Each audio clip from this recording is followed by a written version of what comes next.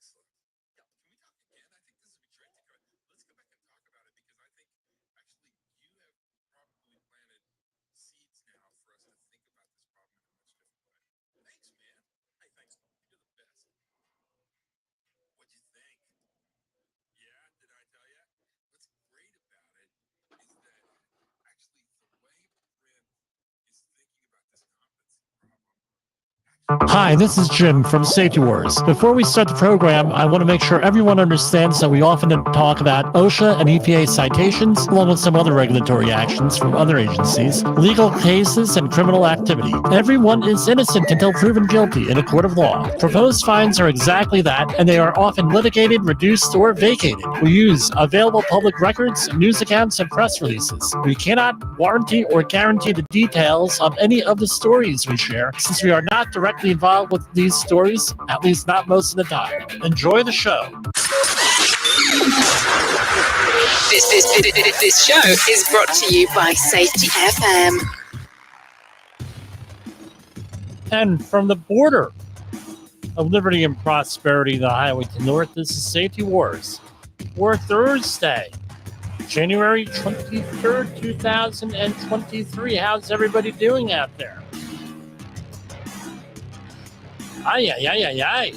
What a program last night. One for the ages. I don't know if we'll have an hour or two tonight. So, as review, if I decide to talk about politics, it's going to be during hour two. Right? Unless it's something safety related or something just way over the freaking top. Today was one of those way over the freaking top days. President Trump basically got rid of whole industries. We're not talking DEI or anything like that. I mean, just, we'll talk a little bit about it. Unbelievable. Some other stuff going on.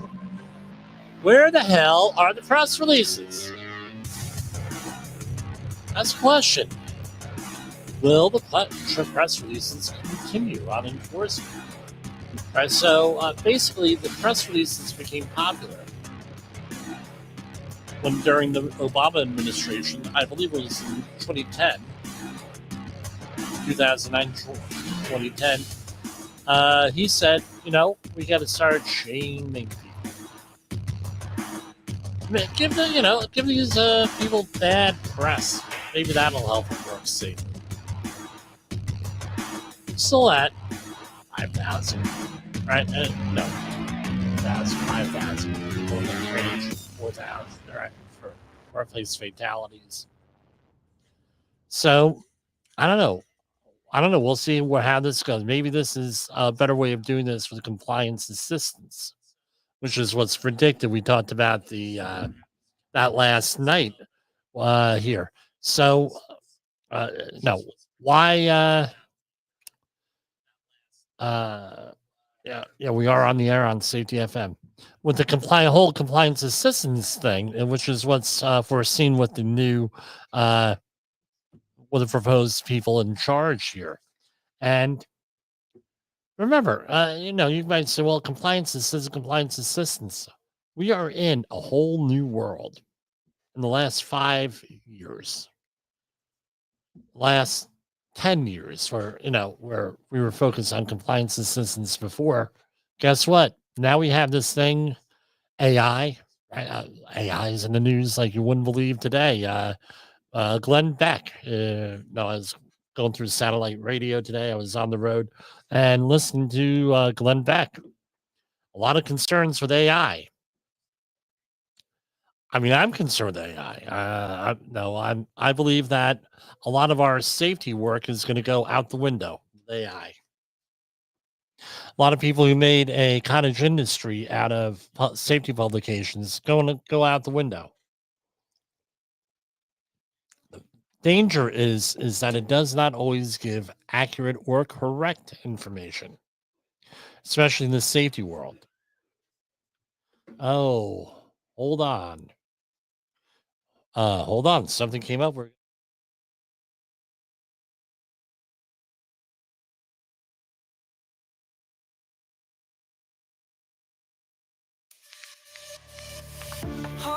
hat on my head, set the alarm. High voltage love in your arms. Steel toe boots, steal my heart. Now love's a machine, start to start. Danger signs, but we don't mind. We're safety certified, hearts aligned. Locked out, tagged out, hearts entwined. You and me were one of a kind. Fire extinguisher, spark of desire. Emergency exits, this love's on fire. Hard hat area, yeah, we comply. Our love's as strong as reinforced supply. Our love's like gears, it turns so true. Turbines of passion spinning with you. Mechanical love, it's built to last. Safety first, romance moving fast. Danger signs, but we don't mind. We're safety certified, hearts aligned. Locked out, tagged out, hearts entwined. You and me were one of a kind. Worksite romance, it's OSHA approved. Love that's steady, never misused. Red tape barriers can't keep us apart. Love evolves, safety from the start. Danger signs, but we don't mind. We're safety certified, hearts aligned. Locked out, tagged out, hearts entwined. You and me were one of a kind.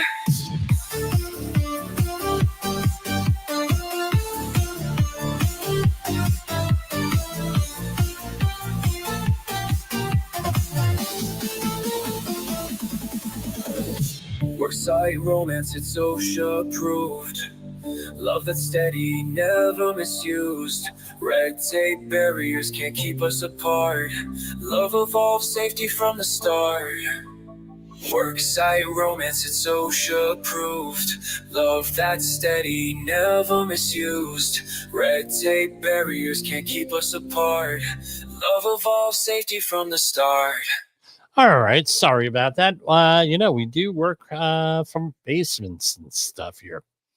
Yeah, that's us. Studio at home, we have things that come up at home. Weirdest experience today, our dryer was stopped working. Clothes dryers stopped working, and all of a sudden it started working again. Go figure. Where were we? Now, press releases. I mean, where are they? No. So the White House has been issuing a whole flurry of press releases faster than President Biden did, basically, mostly having to do with executive orders. And if you are, what's really changed, big news today, at least for me, if you're into conspiracy theories and things of that nature, right, we've never gotten all of the documents released for the investigations for John F. Kennedy assassination, Robert F. Kennedy assassination, or MLK's, Martin Luther King Jr.'s assassination. Never got the full stories on there. I don't think we ever will. And President Trump signed an executive order today to declassify everything. I have a feeling, based on the legal issues that he was going through, everything's going to be declassified at the end of this. At the end of this administration here, so we don't get into that again. But again, it will be interesting to figure out what went on here. I think one of my commentators, some of the emails, texts I had going back today, someone had pointed out that a lot of the most damning evidence has probably been destroyed. I don't know if that's true, not true. We'll find out. And we'll go from there with that. All right, let's do this. So, because we don't have press releases from anybody here from on the OSHA end, there was one. We will be a little bit more work that means for us through this whole thing. All right, so we're going to go to other states and everything else and visit these other states around the web. See what they're doing, OSHA wise, with their compliance. So here we go.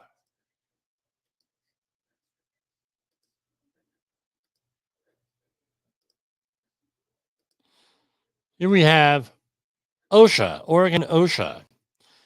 Oregon OSHA fines Newberg contractor $135,407 for repeatedly exposing employees to fall hazards. So Oregon has a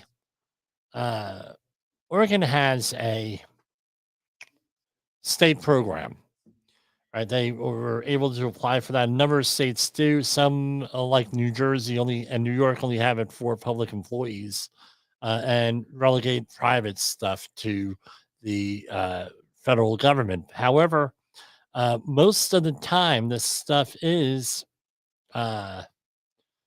mirrors OSHA. They say, well, you're going to go to, except for maybe a couple of things, we're going to follow federal OSHA. And so things mirror, but penalties may be different here and everything. The Oregon Occupational Safety and Health Division, Oregon OSHA, has fined a Newberg contractor $135,407 for repeatedly violating requirements to protect its employees from work-related hazards. And one of the violations, a company did not ensure workers were protected from falls 6 feet or more to a lower level by using a protection system. It goes on. I mean, no, it's the same deal everywhere. Falls are one of the leading causes of death in the construction industry. Under Oregon OSHA's penalty structure, penalties significantly increase for repeat violations. Okay, so here we have failure to ensure fall protection. Systems are implemented where employees are exposed to a hazard of falling 6 or more feet to a lower level. It was the third repeat violation. Penalty $85,000 almost. Failure to ensure that the side rails of an extension ladder used by employees extended at least 3 feet above the roof line. Again, extension ladder has to extend 3 feet above, right? So basically 3 rungs. That's what it normally comes out to with most ladders, some more, some less on that. Penalty $38,883, and failure to ensure workers use eye protection. It was a repeat violation there. This was initial, they were using pneumatic nail guns. It was first repeat violation, penalty of $11,528. And they have appeals and everything else. And it advertises consultation services. That was from December 18, 2024. Let's see, they have nothing here to in 2025 yet. I'm sure that they are very active, though. Okay. And boom. All right. So we got to do a little bit of setup here, more setup here. We're going to next go on over to Cal OSHA. See what it is they're doing out there. They have some stuff here with the wildfires. Department of Industrial Relations press room. That's the Cal OSHA stuff. That's where they come from. So you can see here from the looks of it, they have several press releases here related with the fires. So let's see what we have here. Cal OSHA finds a company exposed workers to hazardous conditions at its largest warehouse in Tracy. OSHA has cited a company a company you've heard of, $182 in proposed penalties for significant safety violations that put approximately 1,700 workers at risk of serious injuries. So Cal OSHA issued 27 violations, including 8 that were serious in nature after completing a comprehensive inspection. It's critical that employers recognize the physical demands and potential dangers faced by warehouse workers, take measures to protect their safety. So what are we looking at? This is considered a high hazard industry with this, right? So high hazard unit inspects employers to the highest instance of preventable occupational injuries and illnesses. And the annual high hazard industry list is based on DART, days away, restricted, transferred, right? DART rates for private sector employees. Employers in high hazard industries may be subject to inspection. So they actually have a list here, and it's with the NAICS code and 2 pages of stuff. So you could go look it up if you're in California. High hazard industries. Let's see what we have here. Roll forming. Okay. Plate manufacturing. Metal window and door manufacturing. Office furniture. Supermarkets has a DART rate of 11.3. Couriers and messages 10.3. That's probably no automobile accidents, I would have to guess on there. Waste treatment and disposal 9.9. Nursing care facilities 10.7 DART rate. And hotels 6.8. I mean, so if you're in any of these high hazard industry things that they list in California, that's probably expect a visit. So so what happened here? Manual material handling injuries. The company failed to identify and fix issues related to lifting, carrying, and moving heavy items, and did not provide effective training to their supervisors or workers on this. Again, you have to have training records. Got to do it with this. I'm going to put in here a note to myself. That probably is a good safety meeting. Lifting, right? Right. Record keeping violations. They did not keep their 300 log up to date. Indoor heat hazards. Again, California has their own heat illness. Unlike federal OSHA, which just put a delay of at least 60 days on implementation of new regulations, California already has heat hazards. Chemical and health hazards. The employer provided inadequate ventilation or exhaust systems for employees welding in 2 buildings, raising the risk to toxic substances. Access to iWatch stations and safety showers was deficient in multiple work areas where employees interacted with corrosives. Electrical hazards. The work site had multiple damaged electrical cords and unsafe panel boards, and they did not have pit training for truck operators, right? For powered industrial trucks with that. So that is a company we've all heard of, but unless I screw up. Right now, California also issued, and they've had a whole series during the wildfires, but here we have the latest one dated yesterday. Wildfire smoke alert. Cal OSHA urges employers to protect workers from unhealthy air in Ventura and LA counties. Refer to the California Department of Forestry and Fire Protection for the latest stuff on the fires. Maybe we'll check that out. What you need to know: monitor the air quality index, AQI, evaluate changing job duties, or moving work to a location with healthier air. Provide proper respiratory protection like N95 respirators, training and using the respirators on impacts.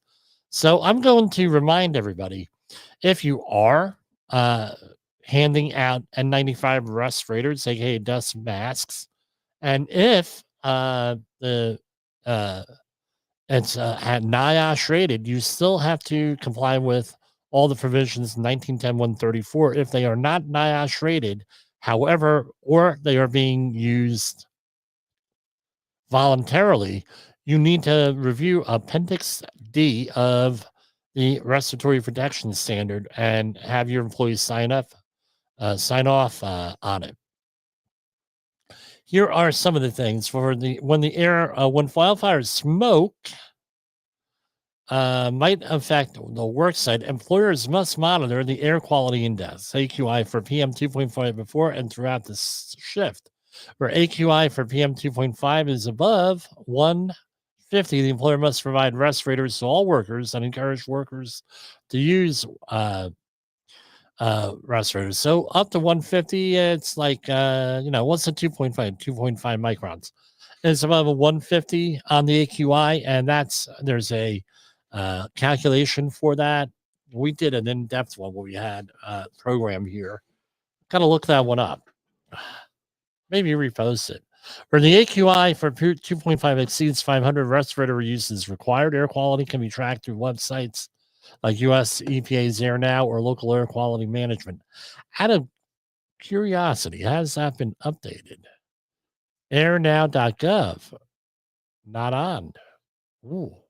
Local air quality management district websites. So here we have protect yourself from California wildfire smoke, air quality monitoring. I know when I was watching the CBS affiliates out of there, and again, this was last updated March 12th, 2020. When I was watching the CBS News, right? The live feed, no, not doing it now when they were doing 24/7 coverage here. No, I got it off of the app, and they were mentioning air quality stuff. So Cal OSHA, again, they require monitoring, and this is pretty in depth here, right? And you could check that out. I mean, it's pretty cool here that they put everything there. You are not. Here you go. Here's something else. Let me expand this here. In California, it is illegal for employers to retaliate against workers for refusing to work in unsafe conditions, including evacuation zones. You are not required to work in an evacuation zone. California laws give workers the right to refuse work in unsafe conditions, including refusing to work in areas that require evacuation. Wow. On that. So that's what's going on out there. Just my peak of my interest here. Let's stop share. I'm going to go to commercial break and I'm going to look this up because I tell you what, that interests the hell out of me that they don't have the air quality monitoring stuff up and running at the EPA. That concerns me. Let's go to commercial break. I'll try not to hit you with the music. Have you listened or watched the Safety War Show? It does stream live on the radio and on the streamer-emers that we have.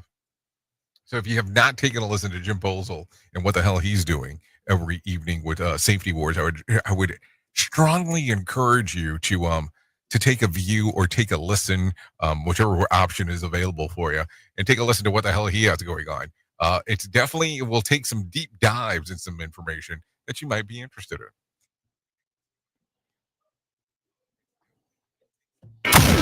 In the professional safety community, communication and planning are just a few keys to your program's success. The question many practitioners have is, where do I start?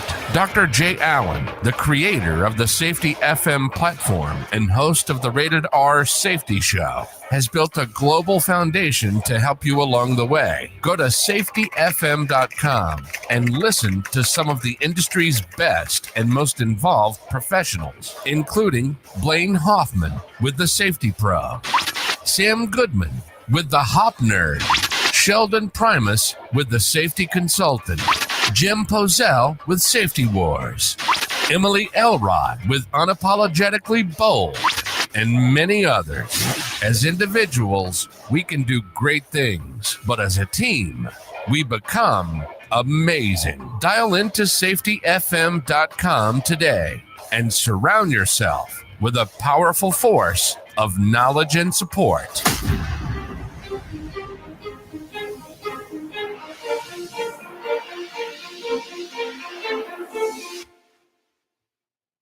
Is your safety training old, stale, and hackneyed? Is your safety trainer still preaching a warped version of behavior-based safety? How about safety training that is designed to actually address and assess your hazards and liabilities and is not standardized baloney from generations ago? Contact the Safety Wars team at safetywars.com or call me, Jim Poesl, at 845-269-5772. Remember, if you are receiving this message, you are the solution to unsafe workplaces.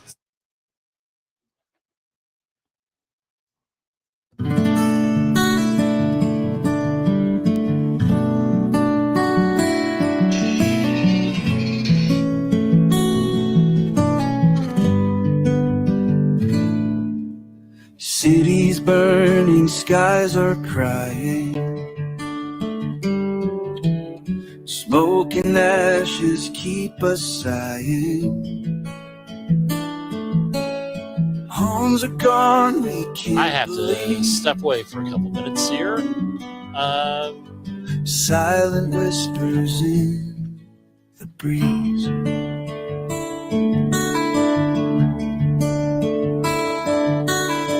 Winds are howling, fires fierce. Fear and worry, hearts are pierced. Families running, nowhere to hide.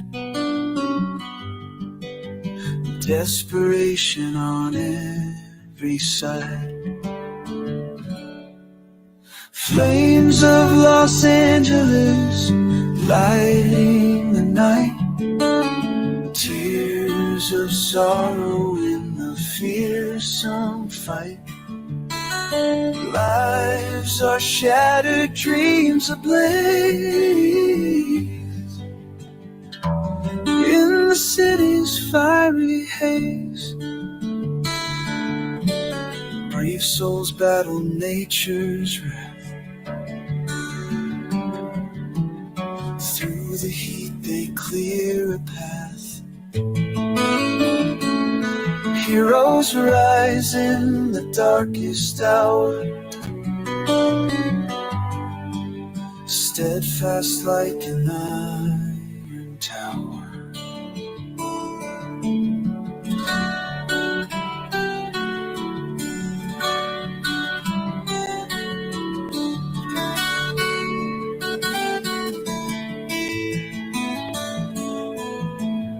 Lifeline severed, hope runs thin. Amidst the smoke we're finding kin. Strength in numbers pushing through. Together we will see this through. Flames of Los Angeles lighting the night. Tears of sorrow in the fearsome fight. Lives are shattered, dreams ablaze. In the city's fiery haze.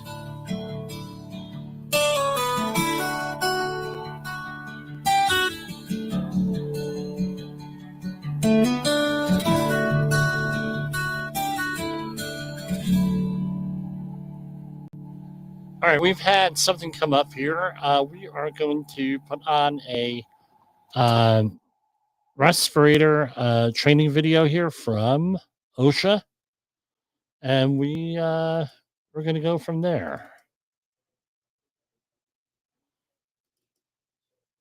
Of course, they don't want us to do that.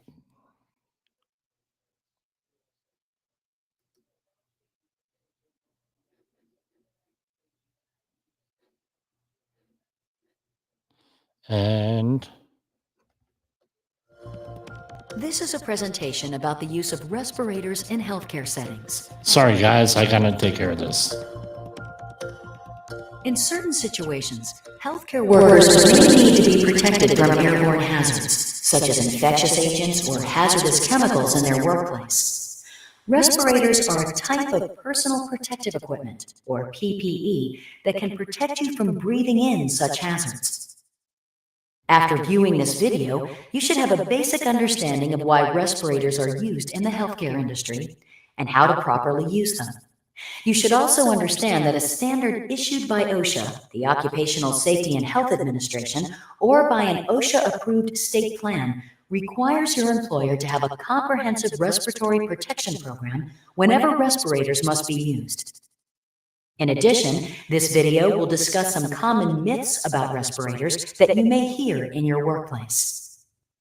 It is required that you understand how to use a respirator and understand the major components of a respiratory protection program. This video may be a part of your respiratory protection training, but it's not a substitute for the more in-depth worksite-specific training that your employer is required to provide. While this video discusses your employer's responsibilities under OSHA's respiratory protection standard, remember that the purpose of a respirator is to protect your health and safety. So let's begin. Airborne hazards may be solid particles like dusts, droplets like mists, or gases. When such hazards are present in your workplace, your employer must control them in several ways, including engineering controls, work practice controls, and administrative controls. When workers cannot be adequately protected from respiratory hazards through engineering, work practice, and administrative controls, employers must provide and workers must use personal protective equipment, also known as PPE.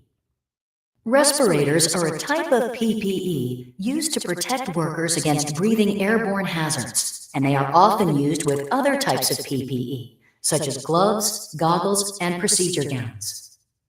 In this presentation, one of our goals is to set the record straight about the proper use of respirators in healthcare settings. So during this video, we will take a look at some of the misconceptions or myths that you may encounter in your workplace. Myth: respirators are only necessary for tuberculosis or TB exposures. Actually, there are a number of situations in healthcare respirator to protect against airborne hazards. TB is only one of them.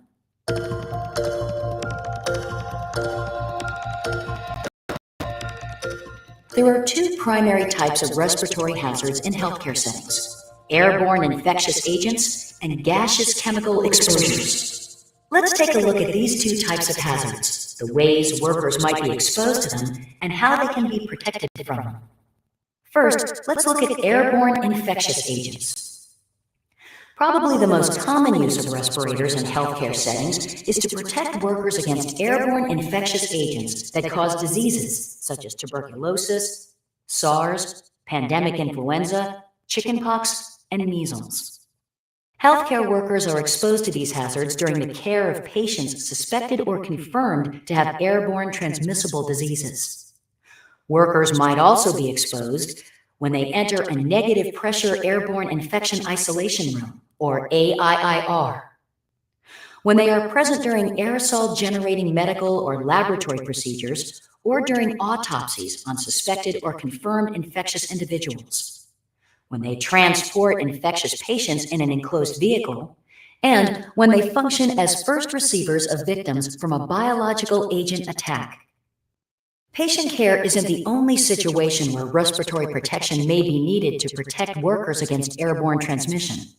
For example, laboratory personnel working with highly infectious agents may need respiratory protection. Also, engineering and maintenance staff may be exposed during tasks such as replacing filters in an isolation room or a laboratory hood ventilation system. Now, let's talk about gaseous chemical exposures. Workers in healthcare settings may also need to use respirators to protect against airborne chemical exposures from substances such as pharmaceuticals during dose preparation, sterilants like glutaraldehyde, and fixatives like formaldehyde. It's very important to understand that the respirators used to protect against infectious agents may be inappropriate to protect against chemical hazards. We will discuss respirator selection in more detail later in the program.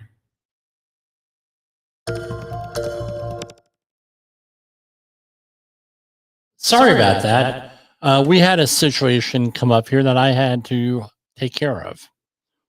And it happens. All right. So what's the idea here with this, with the respiratory protection here? If you're going to be giving someone a respirator, you got to comply with the respirator standard, especially with this.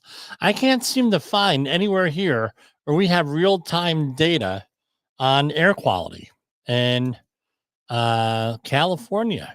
Airnow.gov is the website. And here we go. Let's see, Los Angeles.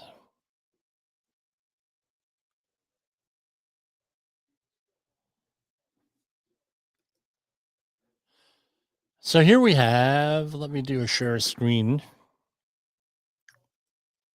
I'm all over the place and I apologize, but we've had, again, when it comes to my kids, yeah, we're already sharing screen here. So this is what we have. Los Angeles, California. We're in the green here with this. Air quality, ambient air quality 50. And this is allegedly real time.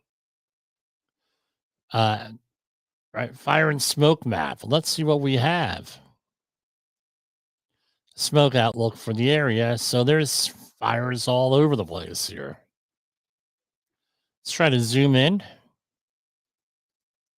It must have been a lot of people really right. So here we go. Here's the fire area. And it's in brown. And right now it's 31. Good. Here we have one right in the area here. 19. Good. So my question is this. What the hell are they talking about here now with air quality issues? I don't know. Looking at PM 2.5. Again, this is right from their data here. No, it's like, are they doing this preemptively with this? I don't know. Or maybe something else happened. So we have another fire up here in this brown area. Looks about 60 miles southeast of Santa Clara. Let's see what we have. 31 good for PM 2.5. I don't know. What do they say? What are they saying here? Oh, we got one over here. Okay, 58 in Pasadena. These are all in the green. So I guess green means good. Now, it's just very confusing up here that we have one all the way over here, about an hour north of Santa Clara. Again, another fire. What, man, a lot of fires out there. Santa Barbara. Cupertino, 52. I know I'm pronouncing that wrong. So areas where there's like no fire here. Summerlin, moderate. Unusually sensitive people in yellow means unusually sensitive people consider reducing outdoor activity. And 52 over here. Now, are there any non-attainment areas in the country? Ooh, here's a good question for us. So they have all these yellow areas all the way up through the San Joaquin Valley, I guess it is. Here, right along Route 5. I did a lot of projects in California, so I know. Those are all amber here. We're looking at 62, 66, all through here. So areas where there isn't even a fire are getting air quality alerts. I wonder if that is because of the fire or not, is what we're looking at. Do we have any, let's see, back east? Up north? No, look at this. Forest fires, pretty much a lot of areas here. So outside of Denver, west of Denver, we have forest fires. I don't know how big they are, but no, everyone's concentrating on California, and they should, But here we are seeing forest fires all over the place. Out west. What's not making the news? Right? How bad are they or anything else? I don't know. Are they like in the middle of nowhere? I have no idea. Here we're always in the yellow.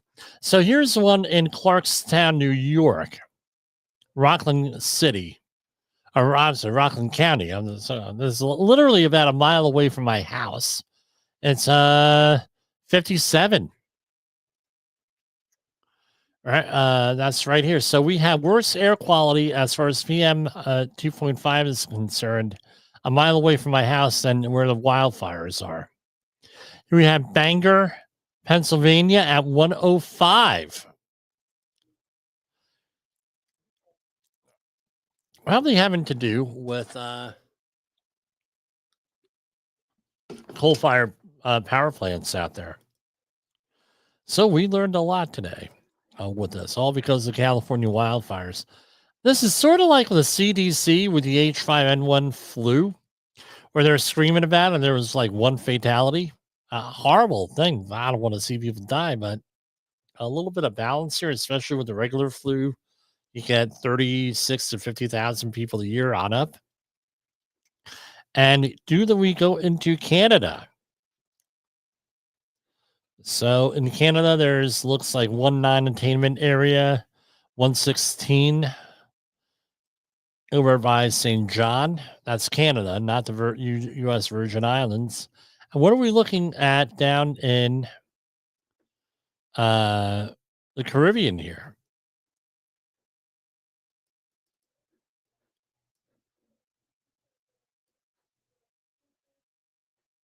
I don't know what these brown spots are. Let's look. Hazardous. Okay.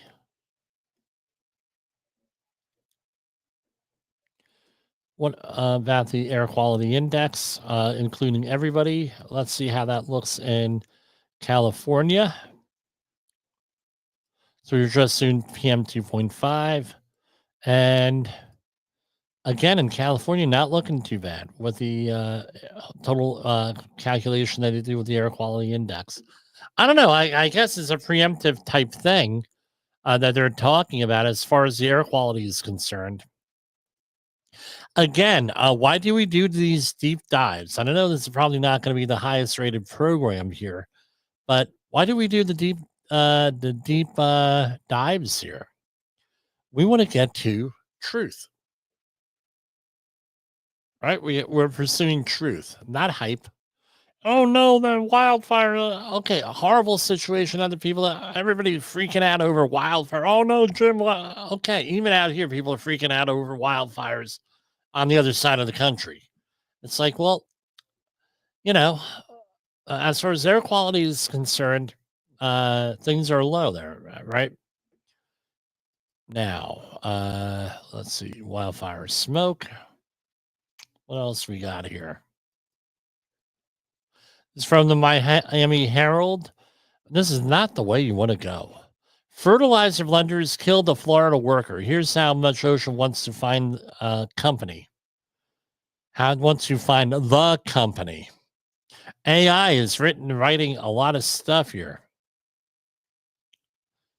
And this was in Mulberry, Florida.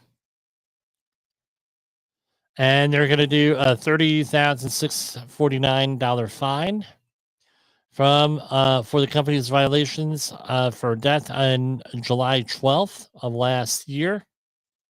She was retrieving a sample of fertilizer for analysis when she was pulled into the mixer and struck by and crushed by the mixer.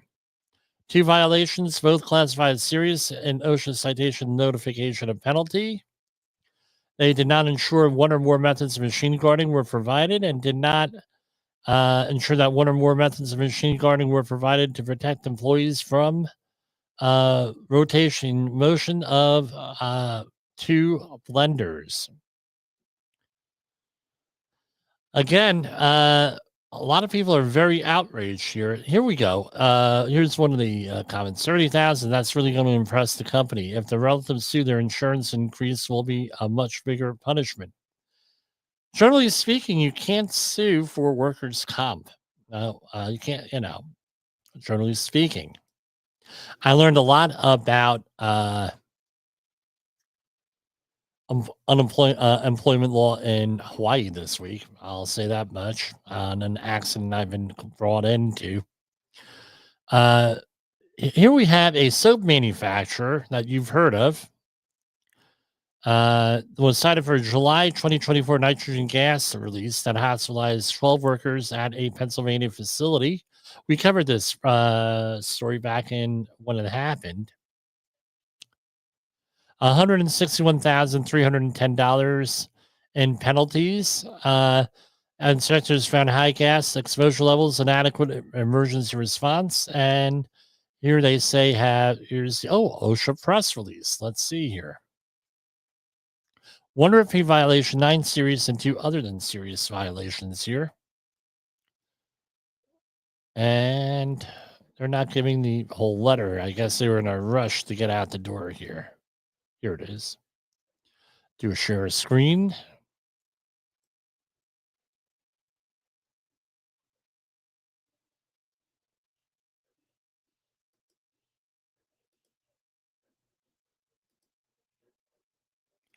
Bear with me here as we do this. Yes, I am doing this old school. So this is for the company here.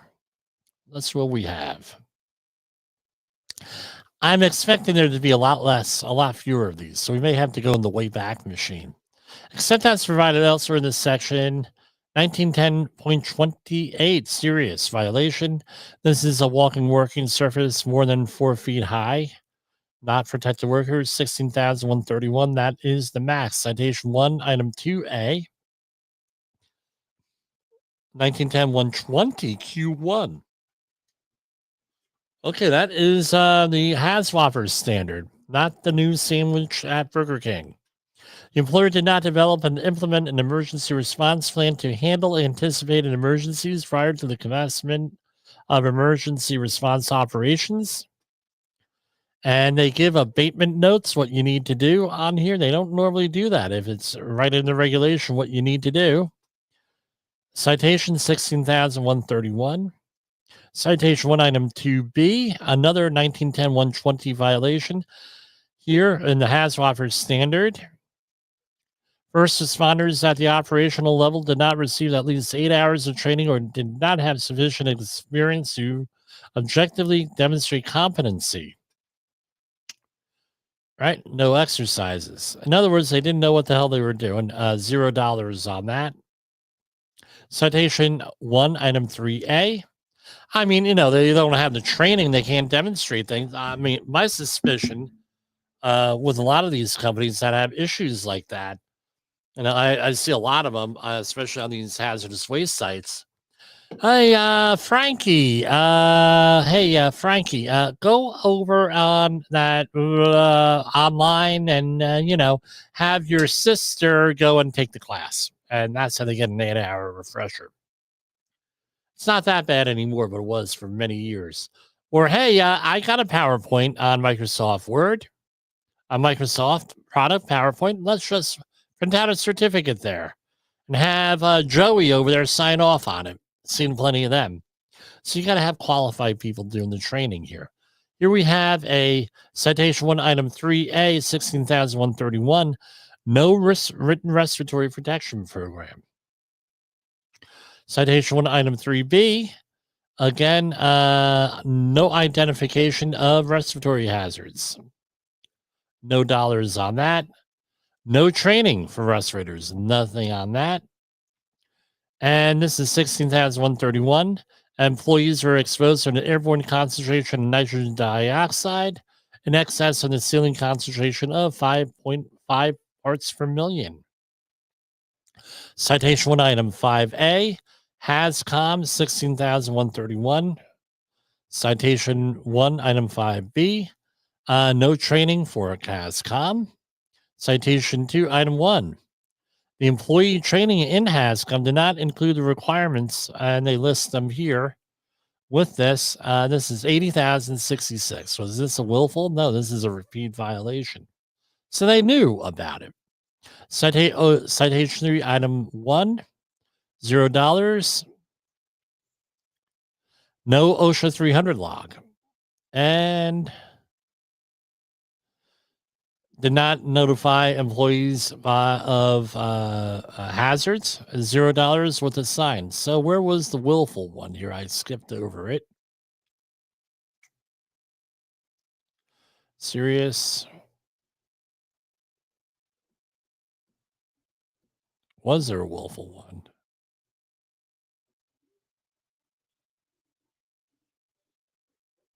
Go down to the bottom here. Always have a chart.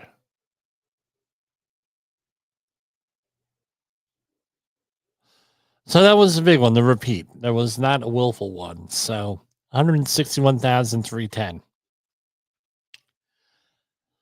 Very frustrating here. Believe me, it's extremely frustrating. A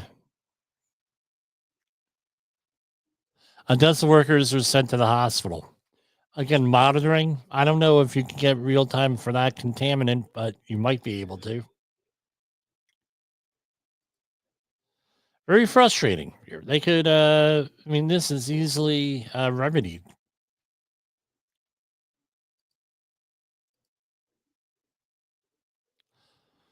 Okay.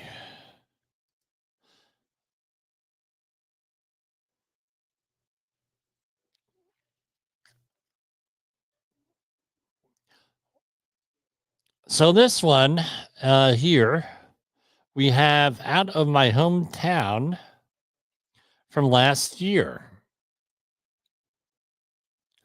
What do we got here? This is for a maintenance construction company in Woodbridge, New Jersey. A mailing address is in Carteret. Do share a screen on this.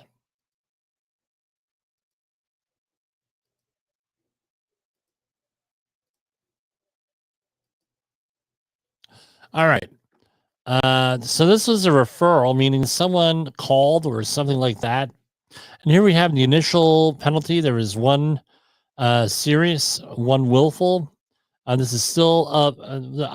Right. I have a hard time believing they did not contest this here. Yeah, it did. Here you go. Current penalties. So they reduced it by like 40% here on the willful one. There's usually not a reduction. I don't want to say never, but they don't really do reductions here. So these look like fall protection violations here.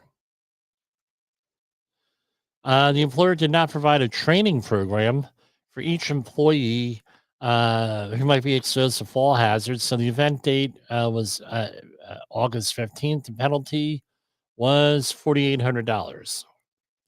With this, I probably know the owners here. So you got like a 40% reduction here. Citation number 2 here. Ladders do not have non-conductive side rails or they're used where the employee could contact exposed energized electrical equipment. So what was that? It turned out to be $4,800 penalty. They negotiated it downward. And for the willful, let's see what that is. Willful.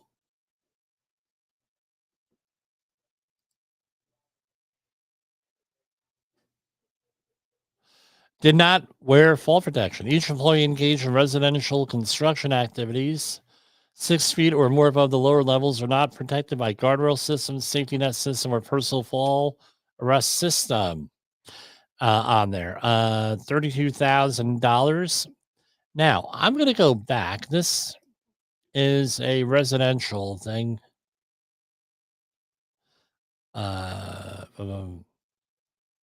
Here, let's see if I know where this is. This was a non-union outfit. I'm not going to mention the company name here on the air, but I think you could see it here. Let's see.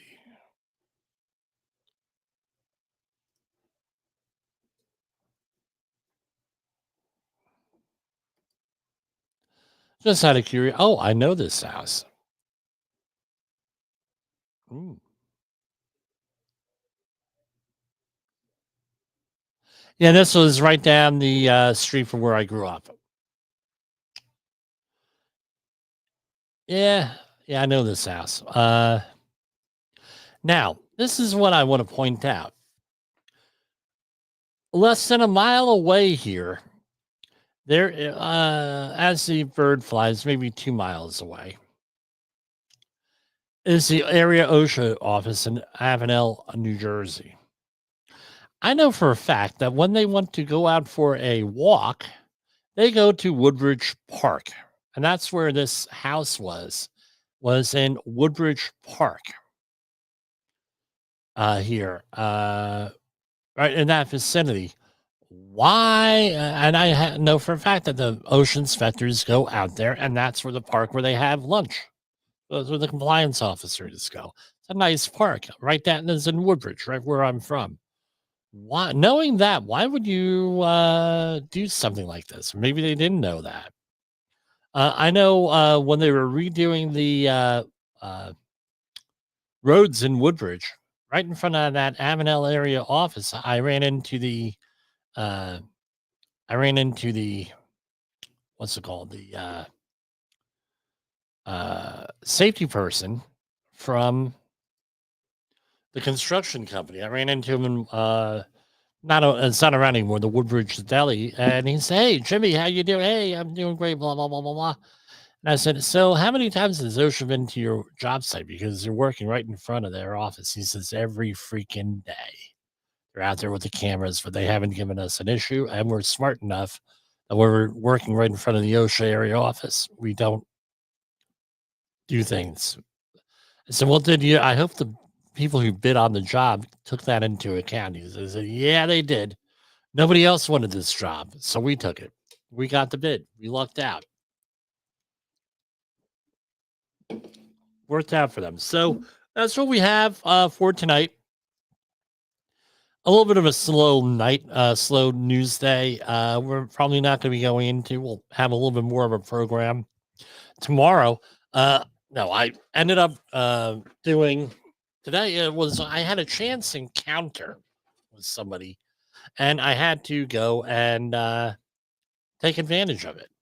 So I sent Jay Allen some photos and everything from the facility where we're at. It was pretty cool.